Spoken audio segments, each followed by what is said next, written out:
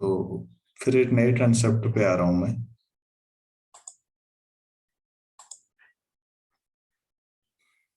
और वो कंसेप्ट है आइडियल।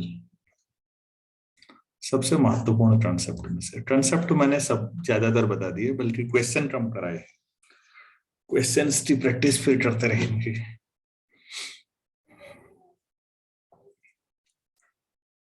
नॉर्मल सब ग्रुप याद है? ऐसा पढ़ा था ग्रुप में, नॉर्मल सब ग्रुप। किसी को याद है क्या होता था? सब ग्रुप तो होता ही था, एक खास तरह का सब ग्रुप था। और क्या था उसमें? G inverse belongs to N for every G belongs to G. G and G inverse belong to N. For every N belongs to N and G belong to G. यही था कपिल? बात समझिए बच्चों, थोड़ा सा गौर करिएगा क्या कह रहे। ये पूरा G है और N इतना सा है, और कोई एक G एलिमेंट यहाँ उठाया। अब G इसमें है तो G इनवर्स भी इसी में कहीं रहा होगा ग्रुप में, और N यहाँ का है। और गजब बात यह है कि जिस समय G operation N operation G inverse लगा रहे हो, ये मैग्नेट की तरह पूरा खींच के N में ले आ रहा है। ये काफी पावरफुल प्रॉपर्टी, N की काफी पावरफुल है। ये क्लोजर प्रॉपर्टी नहीं है। क्लोजर में दोनों एलिमेंट उसी सेट में होते थे और उम्मीद की जाती थी कि आउटपुट भी उसी में हो। लेकिन यहां तो आप समझ रहे हैं कि N छोटा सेट का एलिमेंट है, G और G इनवर्स बड़े सेट के एलिमेंट है, लेकिन इतना जबरदस्त मैग्नेटिज्म है एक तरह का। मैग्नेटिज्म शब्द में केवल समझाने के लिए यूज कर रहा हूं। मैग्नेटिक पावर चुंबक की तरफ खींच दे रहा है कि G एंड G इनवर्स जब भी लेके आते हो वो सीधे घसीट के N में ले आता है। क्या आपको लगता नहीं है कि N बहुत पावरफुल है? Yes, sir. कि मैग्नेटाइजेशन क्या सेंस जा रहा है फिजिक्स का, मतलब गणित समझाने के लिए भौतिक विज्ञान यूज कर रहा हूं मैं। बड़ी अजीब बात है, बात समझाने के लिए। ठीक है, आप इसको समझिएगा कि कभी किसी इंटरव्यू में आप समझाएं तो आप बताएं कि सर क्लोजर प्रॉपर्टीज के मुकाबले बहुत पावरफुल है। क्लोजर अपने आप में पावरफुल है, क्लोजर भी कोई हल्की फुल्की प्रॉपर्टी नहीं है, क्योंकि ये आसान नहीं है कि सेट के कोई भी दो ले लो और आउटपुट सेट में ही आ जाए। ये भी पावरफुल है, लेकिन नॉर्मल सब ग्रुप होना अपने आप में बहुत पावरफुल चीज है, क्लोजर से भी ज्यादा। क्योंकि छोटा होने के बावजूद एन जो है जी का सब ग्रुप है भाई, मतलब सबसेट भी है, छोटा सेट है। लेकिन एन की खास बात यह है कि एन जी के कोई एलिमेंट को उठाओ, फॉर एवरी लिखा हुआ है, ये भी पावरफुल है। जी का कोई एलिमेंट ऐसा नहीं है इक्का दुक्का के साथ हो पा रहा है ऐसा, और एन का कोई उठा लो तो जी एन जी इनवर्स खींच के एन में ही आ जाएगा, फिर जी में नहीं रह पाएगा। क्या नॉर्मल सब ग्रुप की रियल पावर में एक्सप्लेन कर पाया आप लोगों के सामने? Yes. हम्म। Yes, sir. हाँ, तो बच्चों यहां भी ऐसा ही होगा। सोचा ये गया होगा कि यार जिस तरह से नॉर्मल सब ग्रुप की पावर को हमने समझा, और उसके बाद फिर यहाँ पर कोसेंट या फैक्टर ग्रुप बनाई हमने, फिर यहां से कोसेंट या फैक्टर ग्रुप्स डेवलप किए G/N, और इन पे बहुत काम किया हमने। तो क्या इसी के इक्विवेलेंट यहाँ कोसेंट या फैक्टर रिंग नहीं हो सकती? और हो सकती है, तो जो यहाँ नॉर्मल सब ग्रुप जो रोल निभा रहा था रिंग थ्योरी में, उसे क्या कहेंगे? तो बच्चों उसे आइडियल कहेंगे। तो आइडियल नॉर्मल सब ग्रुप का इक्विवेलेंट जैसा समझिएगा। जो टर्म आप ऐसे भी सवाल पूछा जा सकता है कि यार ये बताओ ग्रुप थ्योरी में जो टर्म नॉर्मल सब ग्रुप करता है रिंग थ्योरी में वो काम कौन करता है? तो मैंने आपको 2-3 क्वेश्चन बता दिए किसी इंटरव्यू के लिए, बहुत अच्छे। और वैसे भी रिंग थ्योरी अधिकतर आइडियल्स पे कंसेप्ट पे ही चल रही होती है, आइडियल पे डिपेंडेंट।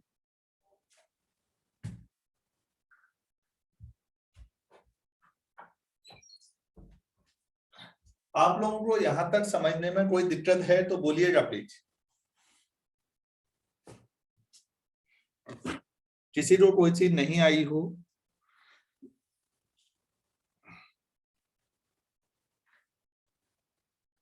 आई है, मतलब समझ में पूरा आया है, ठीक है। तो चलिए हम अब आइडियल की डेफिनेशन देते हैं। ये तो मोटिवेशन फॉर आइडियल होना चाहिए कि आखिर आइडियल क्यों पढ़े, क्योंकि नॉर्मल सब ग्रुप पढ़ लिया था, तो सोचा ये गया कि स्टेट इक्विवेलेंट तो कुछ होना चाहिए ना। अच्छा बच्चों, चलो ग्रुप थ्योरी हो गई, रिंग थ्योरी भी हो गई, और हमें पता लग गया कि यहाँ आइडियल ये काम करता है। अब सब स्पेस में भी स्टेट इक्विवेलेंट कुछ होता है क्या? वेक्टर स्पेस में, लीनियर अलजेब्रा में भी ऐसा कुछ?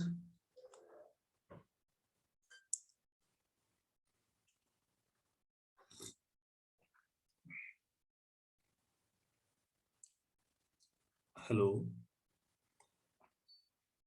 अरे भाई मेरी आवाज आ रही है? Yes, sir.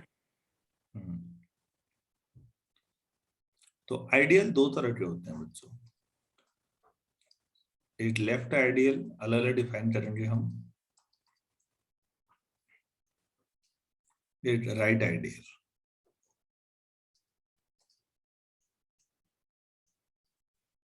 तो पहले लेफ्ट आइडियल को डिफाइन करते हैं। Let R be a ring and A be a subring.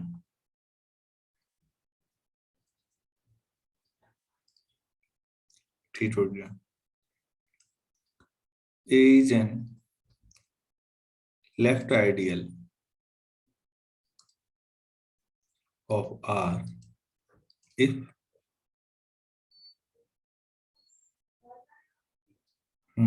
Left कब कहेंगे बच्चों? RA belongs to A, for every R belongs to R, A belongs to A.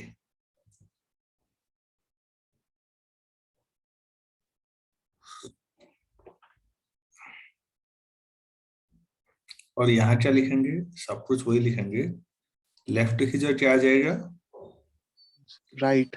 Right ideal if AR belongs to A और every R belongs to R, A belongs to, बाकी तो language वही है, left की जगह right आ जाएगा। अब मैंने दोनों डेफिनेशन आपको बताई, आप लोग थोड़ा अंतर सोचो तो, लेफ्ट और राइट किस आधार पर कहा गया होगा?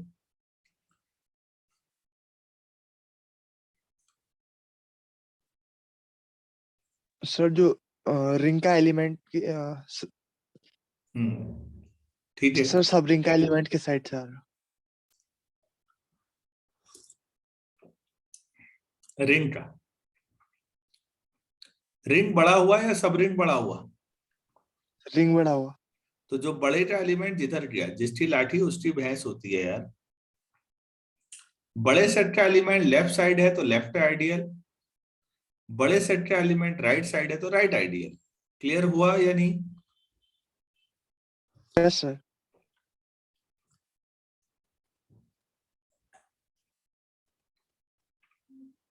अरे भाई बाकी भी क्लियर है सबको? Yes yes sir. यहां पर एक चीज हम और कहेंगे, if A is left as well as right ideal,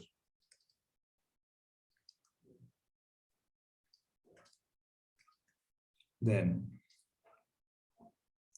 अगर A लेफ्ट भी है राइट भी, then A is ideal of R.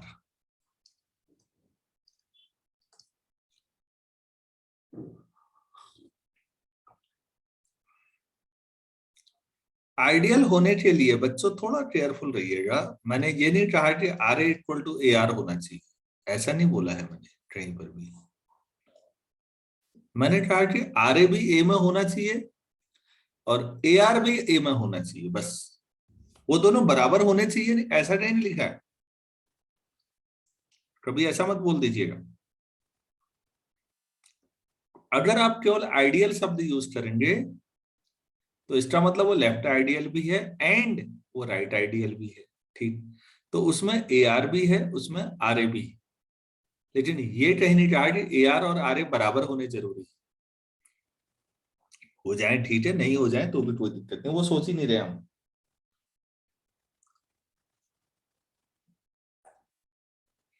क्या मैं समझा पा रहा हूं आप लोगों को पूरी बात ढंग से? Yes, sir. तो आइडियल का कोई एग्जाम्पल अब हम बात करते हैं। हाँ, कुछ एग्जाम्पल्स पे बात की जाए।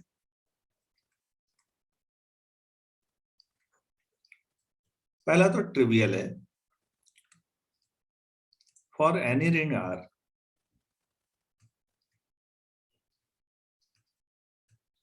जीरो, ये सब रिंग होता है या नहीं? है सर। तो सब रिंग होना जरूरी है ना? सबरिन यस के सर। साथ कुछ और भी होना जरूरी है, मतलब सबरिन तो ढीली ढाली कंडीशन थी, सबरिन के साथ कुछ और जोड़ा आपने। तो बच्चों किसी कंपटीशन में दो स्टेटमेंट लिखे हैं कि every subring is an ideal, every ideal is an subring. तो क्या सही हुआ? सेकंड वाला। Every ideal is a subring. बिल्कुल, सबरिन का आइडियल होना जरूरी नहीं है। तो ये तो हमेशा ही आइडियल होंगे, क्योंकि रिंग का कोई भी एलिमेंट लो, जीरो के साथ मल्टीप्लाई करो, जीरो ही आएगा, इसी में आ जाएगा। और सबरिन के तौर पर खुद आर ले लेते हो तो फिर क्या कहना है। तो ये दोनों ट्रिवियल आइडियल हुए बच्चों। हर जो ये ट्रिवियल ही होते हैं बेचारे, इनको कहा जाएगा दीज आर ट्रिवियल आइडियल्स। चलो यार दूसरा कुछ ठंड रहा।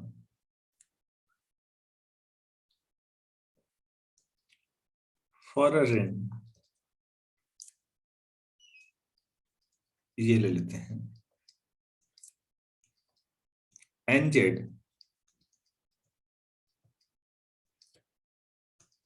यहाँ एन कोई भी नेचुरल नंबर ले लो यार, इज एन आइडियल। सही बात है। Yes sir. आप लोग सभी लोग सोचिए थोड़ा सा, एन की जो 2 3 4 रखे देख लीजिए। तो एक एलिमेंट जेड और एक एन जेड का उठाएंगे तो फाइनली कहाँ जाएगा वो? एनजेड में।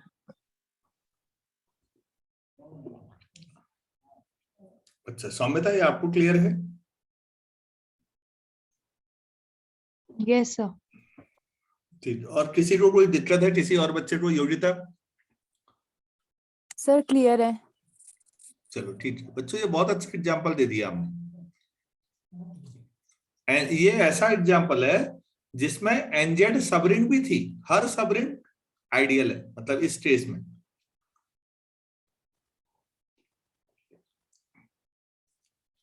अच्छा चलो कुछ और आगे बढ़ते हैं, कोई और एग्जाम्पल उठाते हैं। आइडियल के कंसेप्ट पे खूब मेहनत करनी है, मैं बार बार कह रहा हूं आप लोगों से। देखिए बच्चों, मैं केवल एक गाइडलाइन दे सकता हूं, आप पूरा मुझ पर मत झूल जाइएगा। मैं गाइडलाइन दे पा रहा हूं कि ऐसा ऐसा है, ऐसे पढ़ते हैं अलजेब्रा। मेरी भी सीमित समझ है, मैंने भी इन्हीं स्कूल कॉलेजेस से पढ़ा है, जो पढ़ा है वही समझा रहा हूं। हो सकता है इससे अच्छा तरीका होता होगा, वो मेरी समझ में नहीं आता अभी। तो आप लोग प्लीज मुझ पर फुली डिपेंडेंट मत रहिए, और भी पढ़िए आप जितना हो सकता है। अच्छा,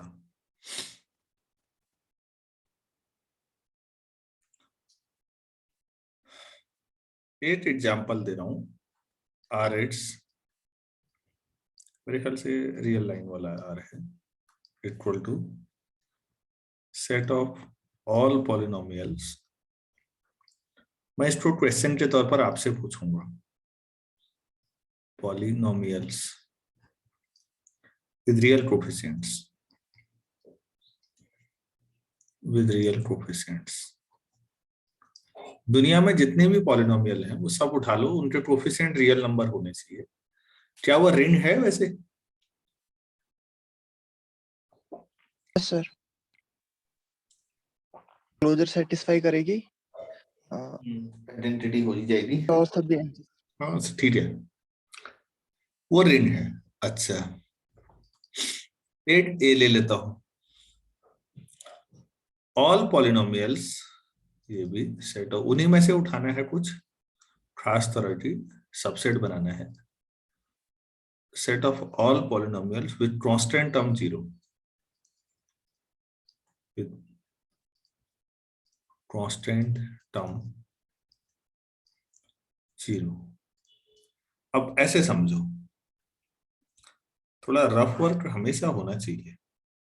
मान लीजिए मैंने ये, इसको मैं आर ही कह दूं, आर एट्स, ये कैपिटल आर ओवर एट्स में है, तो ये कोई भी पॉलिनोमियल हो सकती है, ए नॉट एक्स की पावर एन से लेकर ए वन एक्स प्लस नहीं A N minus one x और फिर ए एन। यहाँ सारे ए आई जो है रियल नंबर है, तो ये ए एन रियल नंबर है। और जो ए में है कोई स्मॉल ए एट्स उठा लो, जो कैपिटल ए में है, तो ए एट्स कैसी पॉलिनोमियल होगी, वो यहाँ से जैसी भी हो लास्ट में उसमें सम ए वन एट्स आएगा बस। कांस्टेंट टर्म क्या होगा उनका? 0 0 होगा। बाकी जो भी होंगी, जो भी उठाना हो, बाकी सब वही भी उठाते हो तो कोई दिक्कत नहीं, बट कांस्टेंट टर्म नहीं होगी इनमें, मतलब कांस्टेंट टर्म 0 होगी। मतलब ये ए ऑब्वियस है या नहीं, अब आपको प्रूव करना है whether A is ideal test, whether A is ideal. दो सवाल बनाते हैं यार, सबरिंग और सेकंड आइडियल ऑफ आर एट्स। थोड़ा मजा आएगा और हम पूरा थोड़ा डिटेल में समझेंगे।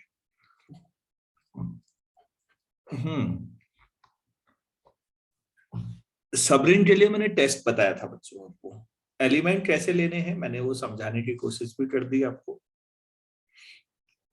ए में कैसे एलिमेंट है, आर स्क्वायर ब्रैकेट एट्स में कैसे एलिमेंट है, ये भी बता दिया मैंने। तो सबरिंग के लिए क्या टेस्ट होता था, याद आ रहा है? Used in subtraction and multiplication. ठीक हो गया। तो कोई दो पॉलिनोमियल ले लूं ए से, तो उनका डिफरेंस भी वैसे ही पॉलिनोमियल आएगा मेरे ख्याल से, उसमें कोई डाउट है? Yes sir. यस।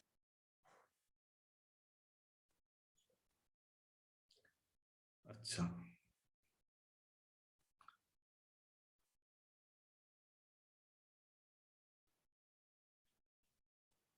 और मल्टीप्लिकेशन में भी सबरिंग, क्लोज्ड है। हाँ मतलब आप लोग ट्राई करो, जिसको नहीं आता नहीं आ रहा है सर भी बोल दो, कोई बात नहीं बच्चों, घबराए मत करना।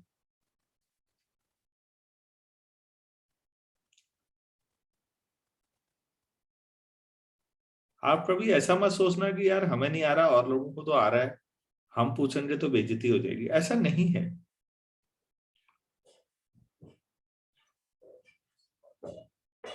नहीं आ रहा तो नहीं आ रहा है, कोई बात नहीं।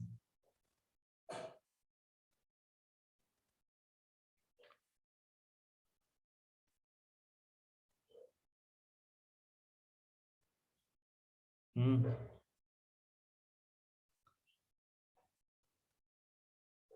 क्योंकि बाकी बच्चों से भी मैं जवाब एक्सपेक्ट कर रहा हूं।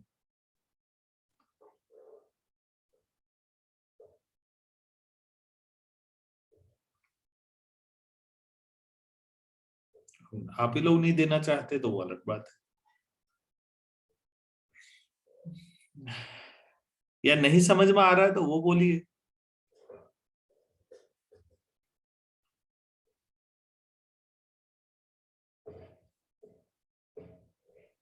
सर ए सब रिंग तो होगा।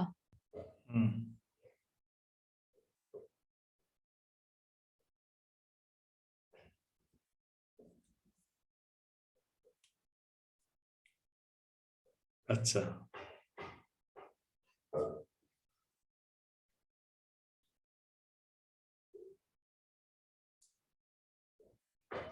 आइडियल पे सोचिए आप लोग।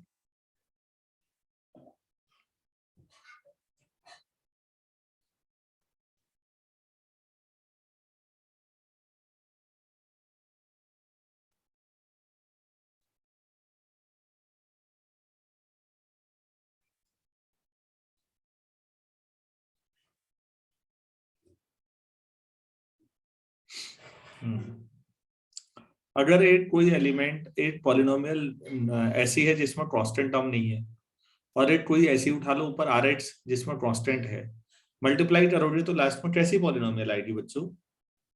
जिसमें कांस्टेंट टर्म नहीं है। वेरी गुड, तो वो ए में आ जाएगा ना। सर बस, तो लेफ्ट आइडियल भी हो जाएगा और राइट आइडियल भी, बाकी तो उस करने के लिए है ही नहीं उसमें ज्यादा।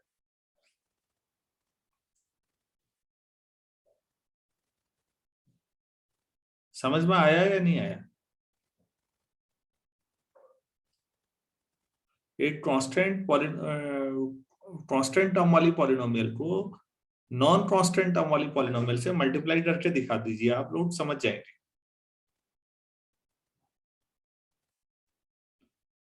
तो मेरे ख्याल से समझ में आ गया होगा, काफी अच्छा एग्जांपल था आइडियल, ठीक है ना? Yes sir.